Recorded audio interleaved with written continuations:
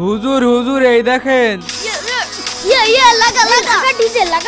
এই নাচানাচি বন্ধ করো। এই তোমরা জানো না ইসলামে গান বাজনা হারাম? হুজুর ও সারাদিনই নাচানাচি করে আর পড়াশোনা একদমই করে না। আপনি ওর একটা ব্যবস্থা করেন, ও যেন ভালো হয়ে যায়। আজকে ওকে কারেন্ট শট মেরে ঠিক করে দেব।